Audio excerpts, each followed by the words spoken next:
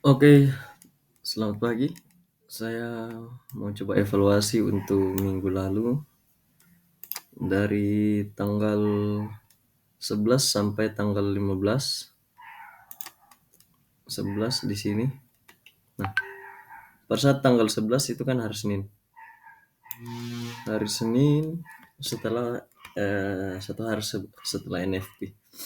Nah, ternyata dia melakukan penurunan dulu untuk kembali meretest area ini.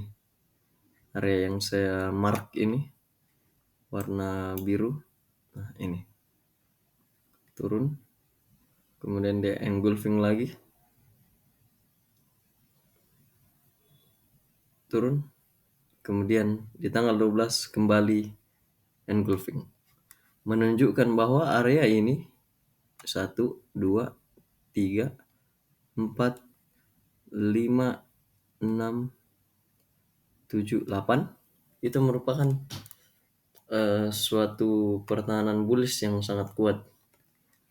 Nah, kemudian di tanggal 12 kembali melakukan kenaikan. Nah, dia di sini juga melakukan retest tanggal 12. Ini namanya neckline. Neckline kalau dalam pola dua candle. Ini apa? Engulfing. Kemudian neckline-nya itu di sini. Di close candle yang di engulfing, yang dipeluk. Ini candle yang di sampingnya. Dia retest, kemudian dia naik. Naik tanggal 12. Sempat melakukan retest pada 1769 dan kembali turun karena memang ini area resisten dan masih fresh. Lalu di tanggal 13 dia kembali melakukan kenaikan yang cukup signifikan juga karena dari pagi sampai malam itu melakukan kenaikan. Nah, sempat menyentuh area ini, area resistan pada saat NFP di 1777, kemudian dipukul turun. Kenapa saya ngotot untuk tetap buy? Karena di bawah ini sudah terjadi retest 8 kali, membentuk pertahanan yang kuat untuk bullish. Makanya saya berani untuk buy walaupun dia di reject pada saat kena di retest di resistan ini. Nah, buktinya pada saat harga mengenai ini EMA 50 dan area ini itu langsung terjadi kenaikan yang sangat signifikan. Dari sini 1758 sampai 1795. Nah, ada sekitar 350 pips. Itu tanggal 13. Kemudian di tanggal 14 kembali terjadi kenaikan. Area ini di retest. Kan area ini di apa namanya? Di retest hari sebelumnya di break. Jadi area ini akan menjadi support pada hari itu. Nah, di retest kemudian dia naik. Nah, yang membuat saya cukup ambigu yaitu ini ketika dia melakukan break di sini. Karena kalau kita melihat D1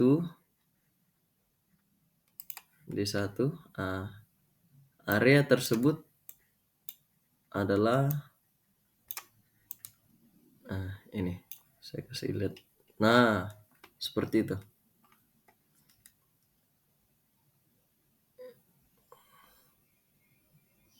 Nah, itu adalah trend line untuk downtrend yang ini, yang trend line warna biru. Nah, sedangkan ini sentuhan ketiga. Biasanya sentuhan ketiga itu dia melakukan penurunan, tapi karena saya melihat di H4 sudah break, ternyata itu cuma false break untuk D1 seperti itu. Nah, kemudian ini juga yang uptrend yang trend line merah kan itu sudah di break. Ini sangat jauh. Nah, dari situ sambung di sini, sambung di sini. Nah, jadi kan ini uptrendnya sudah di break seperti itu. Kemudian dia masuk di sini, lalu ini namanya terjadi apa? Retest untuk break trend line uptrend. Nah, terjadi juga retest sentuhan ketiga pada downtrend. Downtrend sentuhan ketiga. 1, 2, 3. Nah, makanya pada saat saya lihat H4, H4 kan itu uh, false break. Padahal H4 itu apa namanya?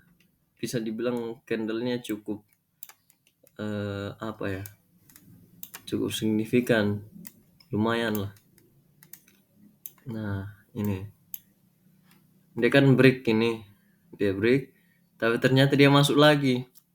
Saya sudah apa namanya? Cukup curiga dengan ini anomali market ini karena kan ini baru 1 minggu setelah NFP. Biasanya terjadi anomali yang cukup membingungkan kita untuk menganalisa.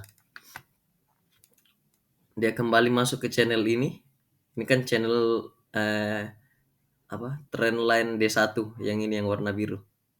Kembali masuk dan akhirnya terus melakukan penurunan yang signifikan.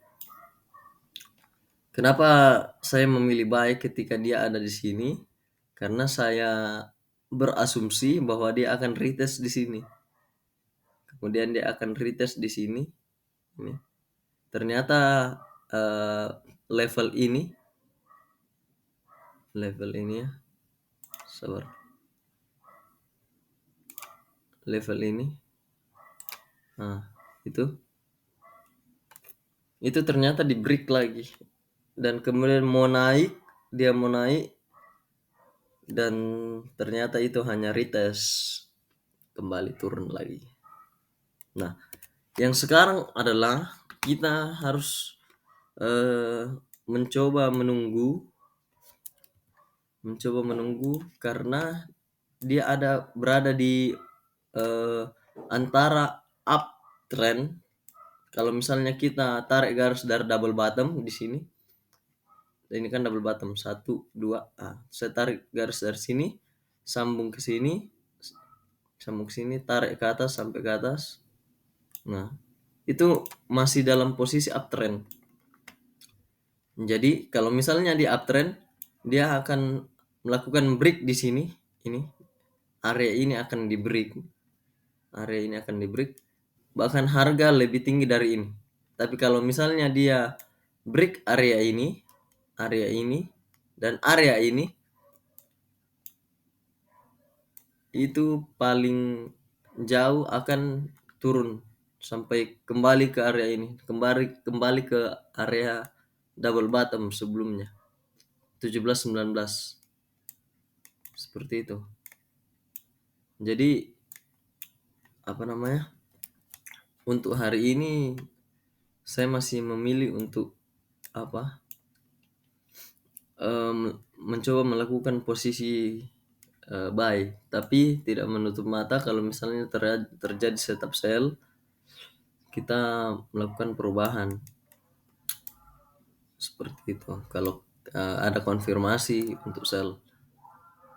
Nah, saya kira seperti itu. Kenapa kita berasumsi untuk buy? Karena sudah terjadi double bottom di bawah sini. Dan untuk bulan ini itu kita dikasih sinyal kuat oleh engulfing yang sangat tinggi nih, tower ini, rally yang signifikan, mengalahkan yang NFP pada hari Jumat, resistannya diberi seperti itu. Oke, jadi yang mau wait and see juga boleh, tidak apa-apa. Nanti kalau ada setup yang bagus, kalau untuk menunggu konfirmasi kita masih butuh 1 hari. 1 hari apakah dia akan break di sini ataukah break yang ini, yang merah atau yang biru. Seperti itu. Oke, terima kasih. Semoga bermanfaat.